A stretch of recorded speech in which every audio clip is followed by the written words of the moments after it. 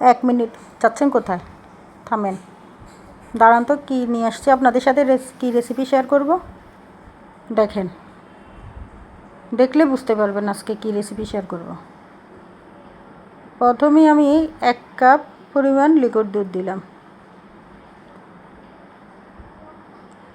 এখানে পাতিলে দুধ দিয়েছি, লিকুইড দুধ। এই দুধটা কিন্তু ফ্রিজে ফ্রোজেন করা ছিল, এই জন্য একটু বরফ আছে এখনও।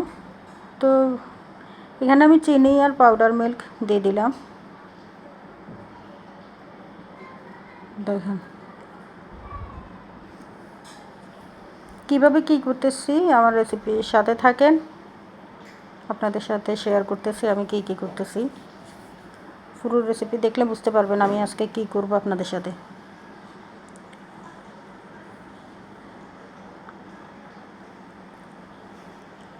হ্যাঁ, এই উপকরণটা দেখে বুঝতে পারতেছেন। এখানে আমি সুজি দিয়ে দিলাম 2 টেবিল চামচ। সুজিটা দিয়ে আমি অনবরত নাড়তে থাকবো। এখানে দিয়ে দিলাম হচ্ছে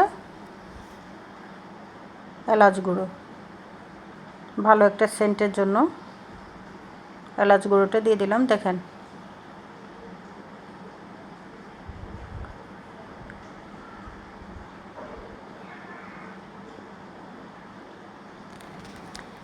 এখানে আমার অন্য আরও একটা জিনিস দেওয়া বাকি ছিল, এটা হচ্ছে ঘি।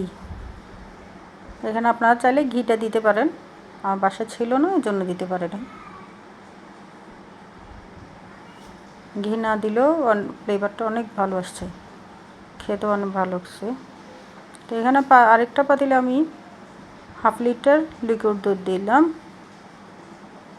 তাও ফ্রোজেন করা ছিল।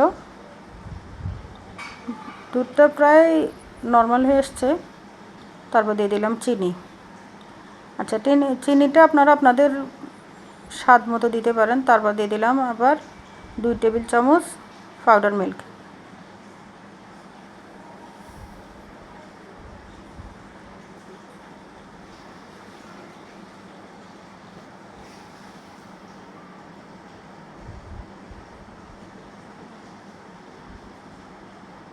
এখানে দিয়ে দিচ্ছ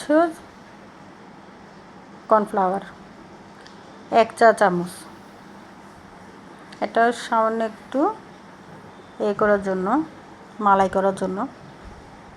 এখানে দেখেন আপনাদের সাথে আজকে মালাই রোল রেসিপিটা শেয়ার করব। এবার দেখে নিশ্চয় বুঝতে পারতেছেন কি কি করতেছি। হ্যাঁ, মালাই রোল।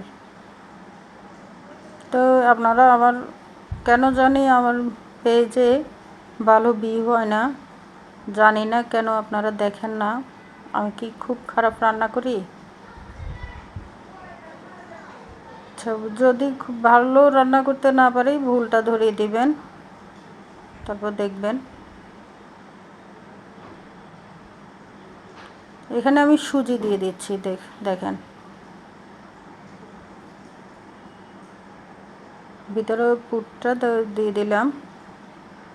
পুরটা দেওয়ার পরে আমি রোলের শেপ করে নেব। দেখেন এভাবে প্রত্যেকটা পাউরুটি স্লাইস রোলের শেপ দিয়ে দিবেন। মাঝখানে একটু বেলনি দিয়ে বেলে বড় করে নেবেন। দেখেন আমি যে মালাইটা করছি, এই মালাইটা এখন পাউরুটির উপরে দিয়ে দিচ্ছি, রোলের উপরে দিয়ে দিচ্ছি। দেখেন এটা ফুলে ডাবল হয়ে যাবে এবার।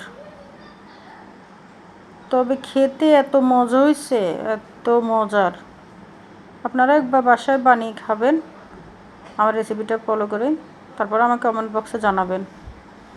আর সবাই আমার পেজ থেকে দেখে থাকলে লাইক কমেন্ট শেয়ার করবেন, বেশি বেশি ফলো দিবেন, সাপোর্ট করবেন আমাকে। আর যদি আমার ইউটিউব চ্যানেল থেকে দেখে থাকেন তাহলে সাবস্ক্রাইব করে দেবেন। সবাইকে টাটা, আল্লাহ হাফেজ, আসসালামু আলাইকুম।